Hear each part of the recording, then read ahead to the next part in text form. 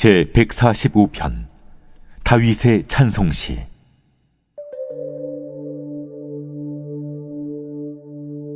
왕이신 나의 하나님이여, 내가 주를 높이고 영원히 주의 이름을 송축하리이다. 내가 날마다 주를 송축하며 영원히 주의 이름을 송축하리이다. 여호와는 위대하시니 크게 찬양할 것이라. 그의 위대하심을 측량하지 못하리로다. 대대로 주께서 행하시는 일을 크게 찬양하며 주의 능한 일을 선포하리로다. 주의 존귀하고 영광스러운 위엄과 주의 기이한 일들을 나는 작은 소리로 읊조리리이다. 사람들은 주의 두려운 일의 권능을 말할 것이요, 나도 주의 위대하심을 선포하리이다. 그들이 주의 크신 은혜를 기념하여 말하며 주의 의를 노래하리이다. 여호와는 은혜로우시며 긍휼이 많으시며 노하기를 더디하시며 인자하심이 크시도다. 여호와께서는 모든 것을 선대하시며 그 지으신 모든 것에 긍휼을 베푸시는도다.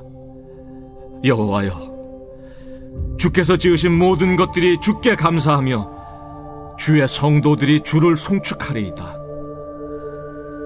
그들이 주의 나라의 영광을 말하며 주의 업적을 일러서 주의 업적과 주의 나라의 위엄이 있는 영광을 인생들에게 알게 하리이다. 주의 나라는 영원한 나라이니 주의 통치는 대대에 이르리이다. 여호와께서는 모든 넘어지는 자들을 붙드시며 비굴한 자들을 일으키시는도다. 모든 사람의 눈이 주를 앙망하오니 주는 때를 따라 그들에게 먹을 것을 주시며 손을 펴사 모든 생물의 소원을 만족하게 하시나이다. 여호와께서는 그 모든 행위에 의로우시며 그 모든 일에 은혜로우시도다. 여호와께서는 자기에게 간구하는 모든 자, 곧 진실하게 간구하는 모든 자에게 가까이 하시는도다. 그는 자기를 경외하는 자들의 소원을 이루시며 또 그들의 부르짖음을 들으사 구원하시리로다. 여호와께서 자기를 사랑하는 자들은 다 보호하시고 악인들은 다 멸하시리로다. 내 입이 여호와의 영예를 말하며 모든 육체가 그의 거룩하신 이름을 영원히 송축할지로다.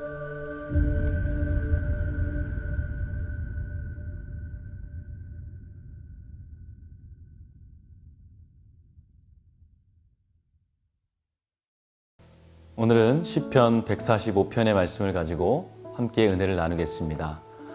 오늘 본문의 말씀은 다윗이 지은 마지막 시편의 말씀입니다. 다윗은 자신의 마지막 작품과도 같은 시편의 말씀을 기록하면서 그 주제를 하나님을 찬양하는 것으로 마무리합니다. 이것을 통해 다윗이 시편을 기록한 목적이 무엇이고 시편을 통해 말하고자 하는 것이 무엇인지를 잘 알 수가 있습니다. 다윗은 일평생 동안 하나님이 자신에게 베푸신 그 크신 은혜와 또 사랑과 도우심의 간증들을 통해서 하나님을 영원히 송축하고 높여드리길 원했습니다. 그의 인생의 수많은 사건과 또 사고들이 다윗에게 하나님이 어떤 분이신지를 경험하게 했습니다. 그가 경험한 하나님은 먼저 왕이신 하나님이었습니다.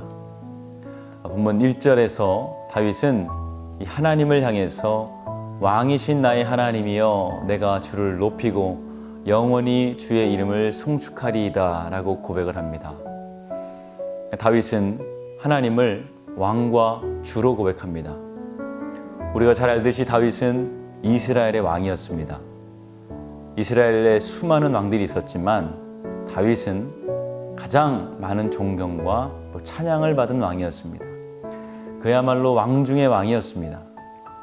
다윗은 왕이 되기도 전에 백성들에게 인정받고 칭송받는 사람이었습니다. 사람들은 다윗이 골리앗을 쓰러뜨리는 것을 보면서 당시 왕이었던 사울보다 그를 더 높이 평가하며 사울이 죽인 자는 천천히요 다윗은 만만이다 라고 말할 지경이었습니다. 뿐만 아니라 왕이 된 다윗은 주변 열강들을 정복하고 조공까지 받아내며 나라를 부강하게 세웠습니다. 비록 그의 재임 시절에 밧세바 스캔들과 또 인구조사와 같은 과오를 범하기도 했지만, 그럼에도 지금까지 다윗은 가장 존경받는 이스라엘 왕임에는 틀림이 없습니다. 이처럼 왕 중의 왕이었던 다윗이 하나님을 자신의 왕으로 주로 고백하고 있다는 것입니다. 여러분 한번 생각해 보십시오. 이것은 무슨 뜻입니까? 자신은 하나님 앞에 왕의 신하이며 주의 종과 같은 이 품꾼의 하나와 같다고 고백하고 있다는 것입니다. 우리가 하나님을 살아가면서 절대로 잊지 말아야 할 것이 있다면 하나님 앞에서 나는 누구인가 라는 것입니다. 우리는 죄인들이었습니다.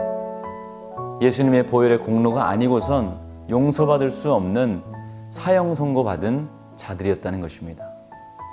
그럼에도 이처럼 우리는 얼마나 연약한지 하나님의 은혜가 없이는 살아갈 수 없다는 것을 잘 알면서도 또다시 그 은혜와 용서를 잊어버리고 내 주장과 내 성격이 앞설 때가 얼마나 많은지 모릅니다.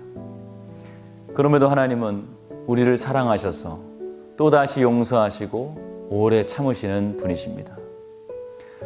예수님은 돌아온 탕자의 비유를 하시면서 하나님은 마치 탕자를 기다리는 아버지와 같이 용서하기를 작정하고 우리를 기다리시는 분이심을 말씀하셨습니다.